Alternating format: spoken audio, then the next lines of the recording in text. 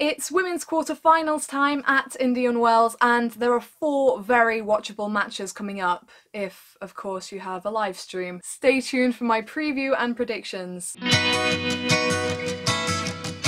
Hey guys, welcome back to the tennis vlog. Please remember to subscribe and all that jazz. Any of you who have watched my preview and predictions videos before know that I like to ramble on a bit and go into extensive detail. Honestly, 4 really decent matches coming up, but I'm going to try and make this short and punchy and hopefully get a couple of correct predictions in there, we'll see. So the first of these 4 matches will be world number 1 and top seed Simona Halep against Croatia's Petra Martic, who is currently ranked world number 51. Interestingly enough, Martic is one of only 2 non-seeded players remaining in the draw, and therefore one of only 2 players who have played every round of the event. All 32 seeds at Indian Wells are handed a first round bye. Halep lost in 3 sets to Karolina in an absolute heartbreaker at the Australian Open. She played 1 event after that in Doha and went pretty deep, so that is really positive for her after such a horrible loss to have to deal with. Martic, meanwhile, you can understand why she's ranked around the 50 mark at the moment, did decently in Australia, went to the 4th round.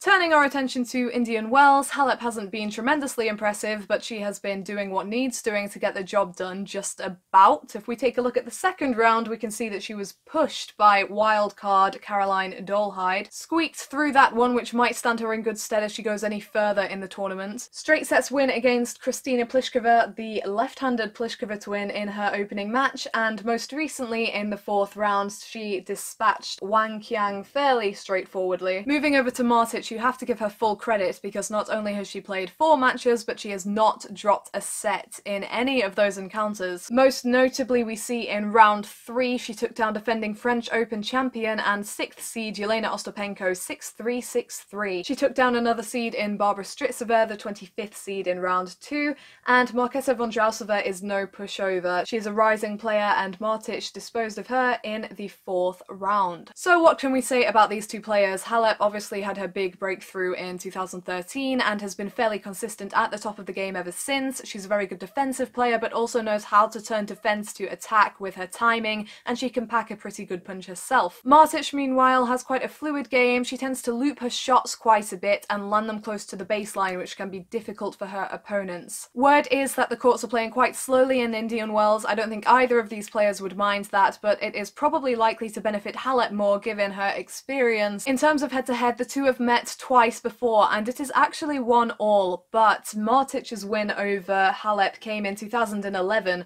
which was a couple of years before Halep really burst onto the scene, and even then Martic won in 3 sets. Halep, meanwhile, won their most recent meeting in Guangzhou in 2015. That was in straight sets, that was on hard courts, and to be honest, my instincts and my head are saying Halep to win this one, even though Martic is capable of an upset and has pulled off upsets before. Given that Halep has already lost a set this week, I am tempted to give Martic a bit more of a chance, so I'm going to say Halep in 3 sets. Moving swiftly on to possibly the standout match of these 4 quarterfinals. It's world number 5 Karolina Pliskova against world number 44 and the very in-form Naomi Osaka. What to say about these 2? Osaka has been on everybody's radar since her mid-teens. She's got a booming serve, a really big ground stroke game, she's really improving in the mental department, and I'm not just giving the guy all the credit, but right now shout out to Sasha Bajin, who really knows to bring the best out of the players he's working with, really knows his stuff. The results speak for themselves. Karolina Pliskova, another big hitter, another big server, really capable of dictating her opponents. She was at world number 1 a matter of months ago due to the increase in consistency in her results and taking advantage of opportunities. Of the 2 of them, Osaka's run so far in Indian Wells definitely stands out, and I would say it is the most impressive run so far of any of the women left in the tournament.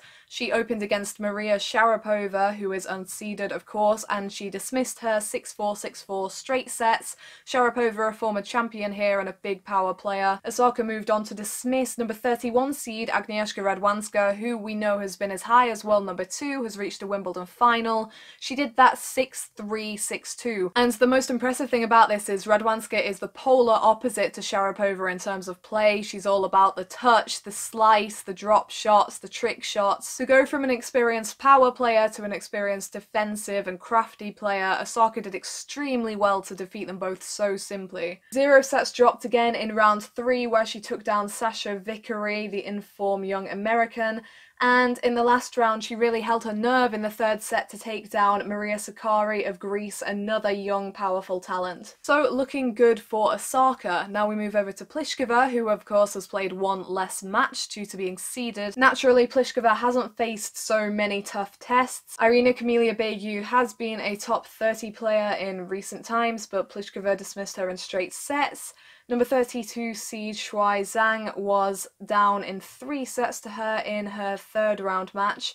And more recently she played Amanda Anisimova, who is the subject of much hype at the moment after her defeat of Petra Kvitova this week at the age of only 16. Pliskova handled a fight back there to come through in straight sets, but Anisimova did not play her best tennis consistently, and despite her undeniable talent, it might say something that Pliskova was pushed so close in the 2nd set. Looking at the head-to-head between these two players now, you can see that they have faced off once before, with Pliskova emerging as the winner. This was fairly recently as well on hard courts in Canada last year, another premier event, and Pliskova came out the winner. However, it was via retirement, and Osaka had just won the 2nd set to get back on level terms. So tricky one here. Part of me wants to say that Osaka is more likely to lose because she's been on such a run that's been mentally demanding, and she has been known in the past for getting really defeatist and down on herself. But again, I don't think it's fair to say that now, because the effect Beijing has had on her is very evident, and she is doing extremely well, and she looked very impressive in her last match. 2 power players facing off against each other, neither one of them the most patient player, both of them fairly well prepared for this, so it's a bit of a coin toss really. Osaka really needs to move Pliskova around the court and maintain consistency, and if she can do that, then I think she can get the victory, and I'm going to predict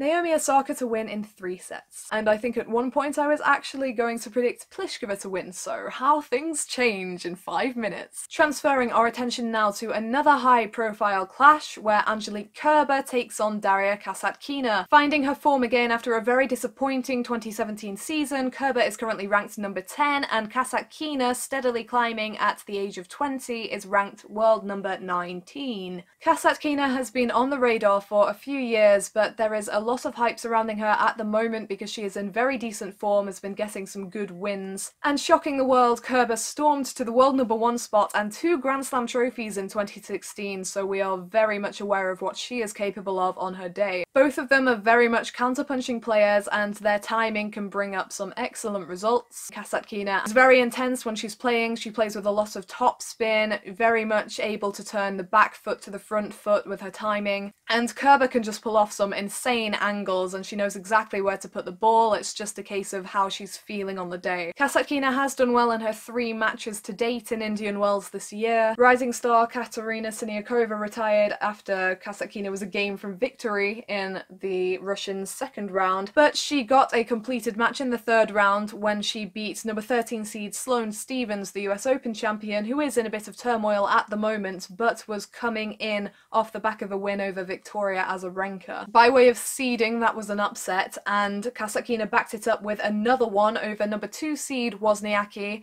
who you can't argue is pretty in form at the moment, given that she won the WTA finals and the Australian Open. Kasatkina won that one 6-4, 7-5, and would look very much prepared for a clash with Kerber, given that Wozniacki is also a counter-punching player. Angelique Kerber, meanwhile, a pretty stiff draw for the number 10 seed, I have to say. She drew Russian lefty Ekaterina Makarova in her 1st round match, and she won that one in 3 sets. 24 seed and defending champion Elena Vesnina was next, and Kerber finished that one in straight sets with little trouble, but funnily enough her most straightforward clash was against the number 7 seed Caroline Garcia, who won back-to-back premier events at the end of last season. Kerber dropped a mere 2 games in that clash. Very hard to predict this one, and the head-to-head does not offer us much help. They have faced off 4 times, and the 2 women have 2 wins each. All of these have been fairly recent. Kerber won their 1st clash in Canada in 2016, and Kasatkina went on to win their first two 2017 meetings. However, Kerber won in straight sets at the end of last year in Tokyo to bring the head-to-head level again, and it's worth remembering that Kerber was just beginning to find her form again at the end of last season after a disappointing run. So in this situation, I think Kasatkina has been on a good roll, but sometimes at her age, when you're still building up, there has to come a point where things stall a little bit. Kerber's in good form, and I think that Kasatkina might struggle. It's a tough one, but I'm calling Angelique Kerber to win in straight sets. And finally, we come to Venus Williams against Carla Suarez Navarro. Venus ranked world number 8 and Suarez Navarro currently ranked world number 27. Suarez Navarro has experienced a decent run at Indian Wells before, going to the quarterfinals before losing to Halep. These two players definitely contrast. Venus and Serena Williams are two of the most influential, aggressive tennis players in the women's game of all time. Venus not only has a big serve, but it's a very versatile serve as well, and she can throw a lot of variety into her ground stroke game. She's become a lot smarter when it's harder for her to get the power in her game, really assessing the situation in matches well and knowing what to bring out of the bag. Suarez Navarro, meanwhile, has been ranked inside the top 10 before for a reason. She has a very good backhand slice, which is almost what she is known for. In terms of the tournament so far, Suarez Navarro has done well. She played Suarez, who did very well in Melbourne in the first round and edged that one in 3 sets. Then she moved on to play number 4 seed Elina Svitolina, who has been in great form for much of the past year and a half, and she didn't have too much trouble with that one, winning 7-5, 6-3. The competition lessened slightly in the third round when she played American wildcard Danielle Collins, but she dispatched her 6-2, 6-4, so nothing really to bother Suarez Navarro at the moment. However, that could all change very quickly. Venus has been enjoying a great tournament. She has beaten decent opposition in each round, sometimes more than decent, which we will see in the third round, but first of all she dispatched Soronika Steyer, who is a former Premier finalist, 6-3, 6-4. So a nice one to get her warmed into things before she took on sister Serena Williams, who was playing for the first time since giving birth in September. Aside from getting a little tight at the end and struggling to find her first serve in the early stages, Venus played a brilliant match in that third round. She produced winners from neutral shots, she was really dictating, putting her sister on the back foot, and was very businesslike for the majority of the match. So having produced that performance, I personally felt it was very important for Venus to get a good win in her next match to prove that she could back up that type of display, and she did that. It was more of a scrappy affair, but she came through against 21st seed Anastasia Sevastova 7-6, 6-4. Sevastova has a fluid ground stroke game and likes to throw a bit of slice in there, so that will have prepared Venus fairly well for her meeting with Carla Suarez Navarro. The head-to-head might surprise you. It reads at 5-3 in Venus' favour. Suarez Navarro's most recent win came in America at the Miami Open, which is next week's tournament, and that came after losing the first set on a bagel, so Venus knows she can't afford to relax in this one. 2 of the Spaniards' 3 wins have come in 3 sets. Venus, meanwhile, has won all but one of her victories over the Spaniard in straight sets, and that one that extended straight sets actually came at the US Open last year. Suarez Navarro knows how to play Venus and is definitely a threat to her at this stage, but I still think that the final would be the toughest situation for Venus, given that she's come so close at big events and so many times recently and fallen short. If her head is in the right place, then she should definitely win this, especially given how she is managing to strike through the slowness of the courts. So it's a little bit risky, but I am going to predict Venus Williams in straight sets for this one. All done, and naturally that was longer than I intended it to be. Thank you for taking the time to watch the video. Do remember to subscribe if you haven't done so. When we hit 1,000 subscribers, I'm going to be doing a Q&A video and a giveaway, so make sure to hit that subscribe. I'm guessing that some of the matches will already be completed by the time I get this uploaded, so let me know in the comments section what you thought of my predictions and your own predictions for matches that have yet to be completed. We will have more preview and predictions videos this week, so stay tuned. Thank you for watching, and I will see you at the next video.